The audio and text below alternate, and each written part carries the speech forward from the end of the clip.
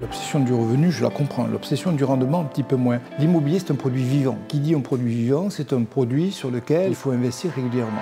Bonjour Jean-Jacques. Tu sais que c'est toujours un plaisir de t'avoir chez nous. Alors, dis-moi. Eh bien, on va parler rendement. C'est toujours le sujet d'actualité. Rendement, rendement, rendement. Mais il y a tellement de choses à dire sur le rendement. Merci pour le café. Avec plaisir. Alors, ce qui m'intéresse beaucoup dans notre entretien d'aujourd'hui, c'est que toi, tu as vraiment une expérience de l'immobilier, parce que 2014, naissance de Pierre Val Santé, mais un peu avant, Pierre Val, qui était une SCPI dans le logement, et encore avant, tu étais dans l'immobilier de logement. Dans le logement. Promoteur, administrateur de biens. Promoteur, administrateur de biens, je gérais un peu plus de 22 000 logements, ce qui faisait 2,5 milliards d'actifs sous gestion. Ce qui est pas mal. Ce qui est pas mal. Ton avis sur le rendement?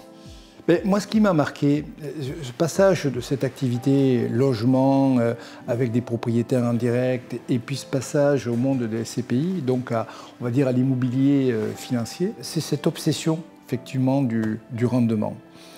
L'obsession du revenu, je la comprends. L'obsession du rendement, un petit peu moins. Dans le logement, j'avais les propriétaires, ce qui leur importait essentiellement, c'était la valeur de leurs biens.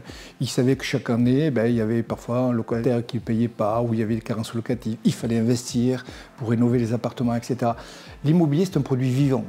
Donc, qui dit un produit vivant, c'est un produit sur lequel il faut investir régulièrement. Et si tu es obsédé par le rendement, tu bloques un petit peu la gestion d'investissement qui doit être fait dans ce qu'on appelle dans nos métiers les CAPEX, etc. etc. Et vraiment, j'ai senti le passage de l'un à l'autre. Je pense qu'il y a quand même une concurrence sur le rendement des différents produits financiers. Alors, c'est vrai que quand on fait des enquêtes, on s'aperçoit que les Français, ils aiment tantôt plus la sécurité, tantôt plus la rentabilité, et que l'un et l'autre ne sont pas loin finalement. Mais comment savoir qu'une société de gestion a bien travaillé? C'est quand même le rendement qui extériorise le travail fait. Oui, mais regarde, tu prends une souscription à 5 000 €. 5 000 €, on va se dire, bon, j'attends un rendement chaque année à peu près de 5%. Bon. Puis tout d'un coup, tu vas faire des investissements sur l'actif que tu as déjà acheté, hein, on se comprend bien. Tu vas te dire, je vais perdre 1 point de rendement.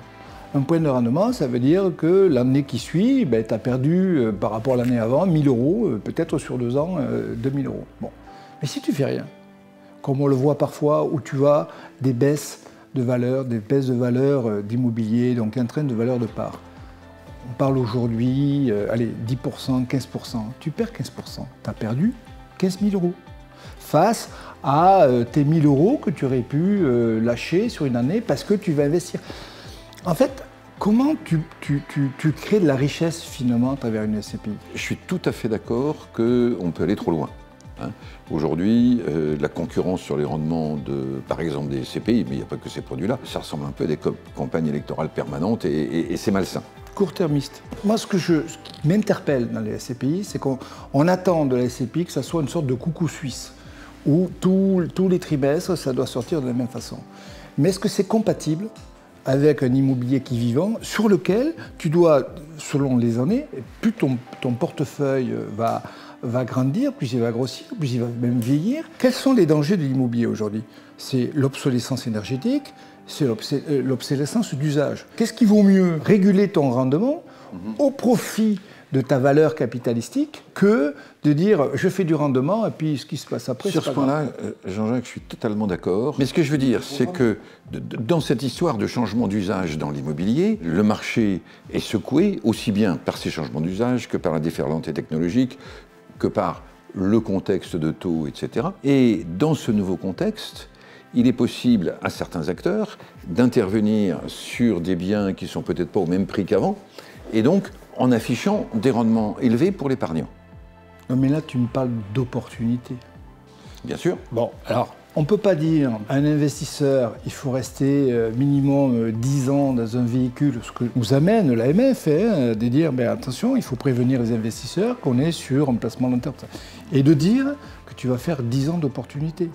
Ah ben non, je n'ai pas dit ça. Donc qu'on me dise aujourd'hui, il y a des opportunités à saisir, et puis c'est relatif, très bien, c'est logique, c'est normal.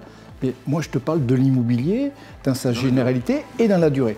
Et dans la durée, je le redis, l'immobilier est un produit vivant et si tu veux maintenir sa valeur, tu es obligé de faire des investissements. Complètement compris. Et si tu fais des investissements, il faut accepter à un moment donné, je dirais, des décalages de rendement. Tu as une performance, à un moment donné, ben, elle va baisser parce que tu vas faire des investissements et puis après elle va reprendre. Cela dit, on arrive à quelque chose de très particulier, c'est que même dans le bureau, je vais prendre le bureau par exemple, ce qu'on appelait le prime en bureau, je ne vais pas parler des Champs-Élysées, mais on pourrait presque parler des Champs-Élysées avec les derniers achats qui ont lieu. Mais le prime, c'était considéré comme l'immeuble, la meilleure situation possible, etc., qui finalement pouvait être acheté partout dans le monde. L'invulnérabilité de la à très long terme. Voilà. Et donc, pour le prime en bureau, on acceptait finalement un rendement moins élevé que pour d'autres bureaux qui étaient quand même très bien utilisés dans le cœur de Paris. Est-ce que dans l'immobilier financier que tu décris, il y a des primes aujourd'hui ?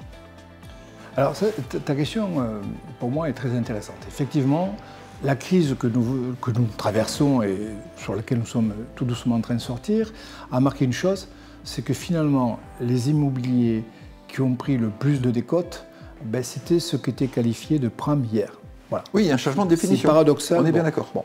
Sauf qu'aujourd'hui, à côté de ça, on s'aperçoit que tu as eu toute une classe nouvelle d'immobilier qu'on appelle l'immobilier géré, si tu veux, où par les baux que tu...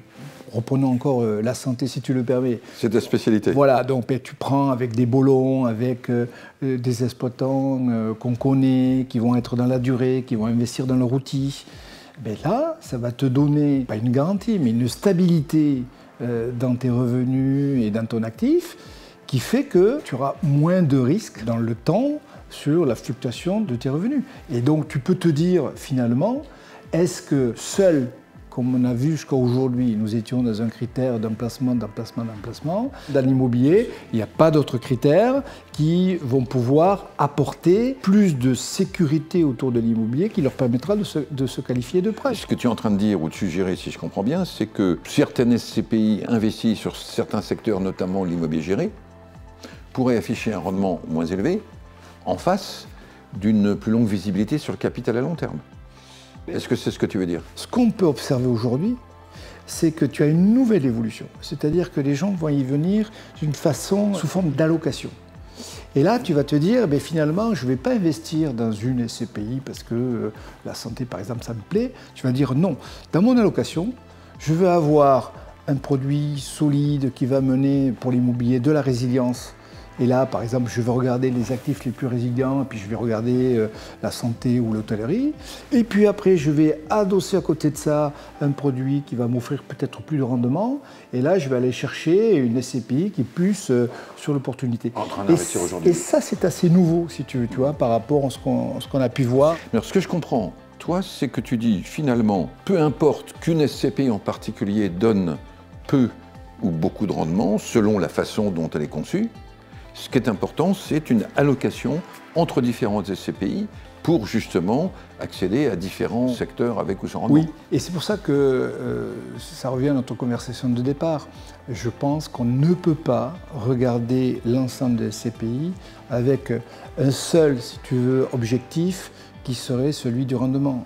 En soi, ça ne veut rien dire. C'est plutôt là ta protestation, en fait. Écoute, pas mal de temps à passer, on va s'arrêter, mais je trouve ça tout à fait passionnant et je comprends que tu n'es pas hostile au concept de rendement, mais à son utilisation trop générale et sans distinction.